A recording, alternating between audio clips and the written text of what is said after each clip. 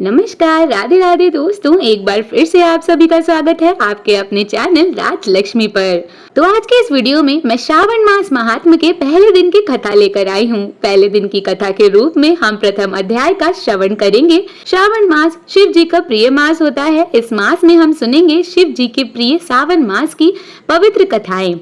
स्कंद पुराण के अंतर्गत श्रावण मास का महत्व दिया गया है। इसमें 30 अध्याय होते हैं। श्रावण मास का पहला अध्याय प्रारंभ करने से पहले आइए देखें शिव जी का एक शक्तिशाली मंत्र मैं आपको बताने जा रही हूँ और वो है ओम नमः शिवाय। यह महान शक्तिशाली शिव मंत्र है।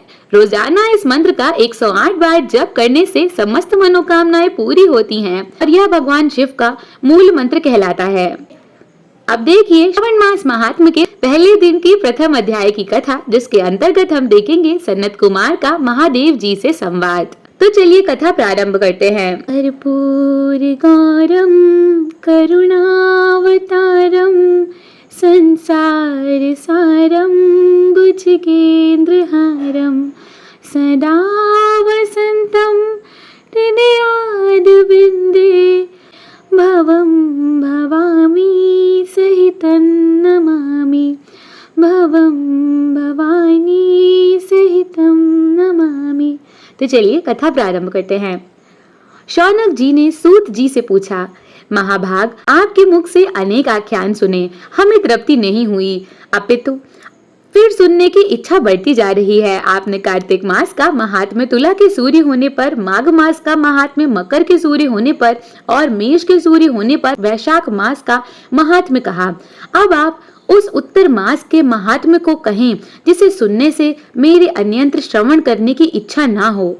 सूत जी ने कहा, हे मुनिगणों, आपके लिए मेरे पास कोई भी गुप्त बात नहीं है। दंभ रहित होना, आस्तिक बुद्धि होना, शठता ना होना, परमात्मा में भक्ति होना, सुनने की इच्छा होना, नम्रता होना, ब्राह्मण भक्त होना, सुशील स्वभाव होना, धैर्य होना, पवित्र होना, तपस्वी होना, दोषारोपण रहित होना, ये 12 गुण श्रोता के कहे गए हैं और ये सब गुण आप लोगों में हैं। इसलिए मैं प्रसन्न हूँ और आपके तत्व बात को कहता हूँ।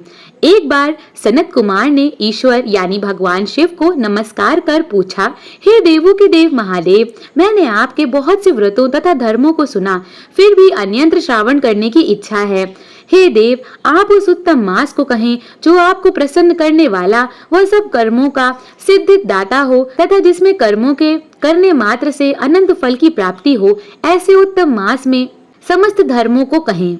ईश्वर बोले, हे सनत कुमार, आपकी सेवा भक्ति से प्रसन्न हो मैं आपसे अत्यंत गुप्त बात कहूँगा। 12 महीनों में श्रावण महीना मुझे अत्यंत प्रिय है, जो सुनने श्रावण योग्य होने के कारण श्रावण नाम से विख्यात है। पूर्णिमा को श्रावण नक्षत्र के योग हो जाने से भी इस मास का नाम श्रावण कहा जाता है। श्रवण मात्र से यह सिद्धि देने वाला है, अतः श्रावण नाम कहा। आकाश के समान स्वच्छ होने से नभ नाम कहा। ऐसे मास के धर्मों की गणना करने के लिए भूमि पर कौन समर्थ हो सकता है, जिसके संपूर्ण फलों को कहने के लिए ब्रह्मा जी 4 मुख वाले हुए, जिसके महात्म्य को देखने के लिए इंद्र 1000 नेत्रों से युक्त हुए, जिसके फल को कहने के लिए भगवान अनंत शेष नाग ने 2 सहस्त्र जिह्वा धारण की।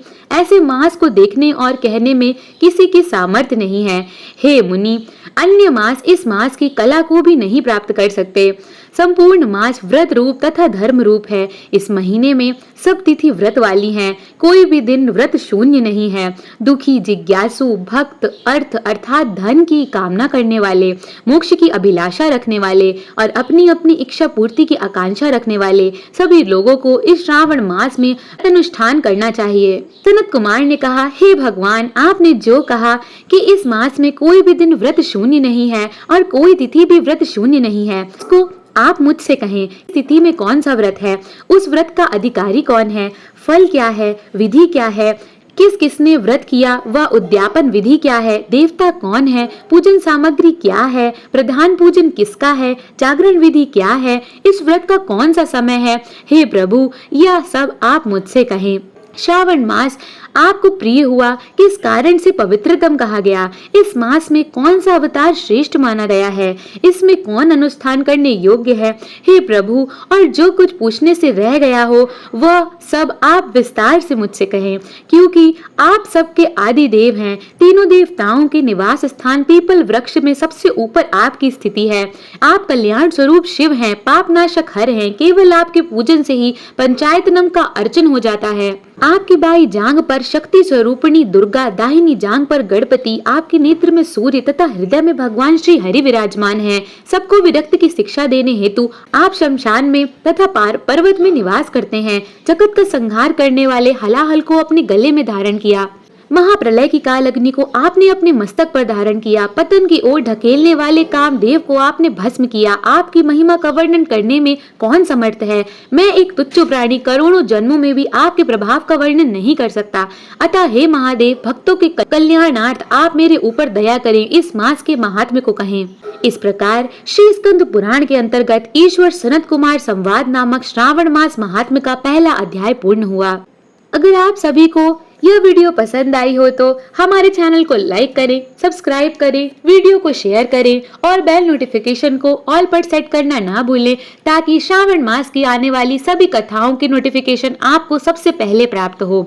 हमारे वीडियो पर अंत तक बने रहने के लिए आप सभी का बहुत बहुत धन्यवाद। जय श्री कृष्णा दोस्तों।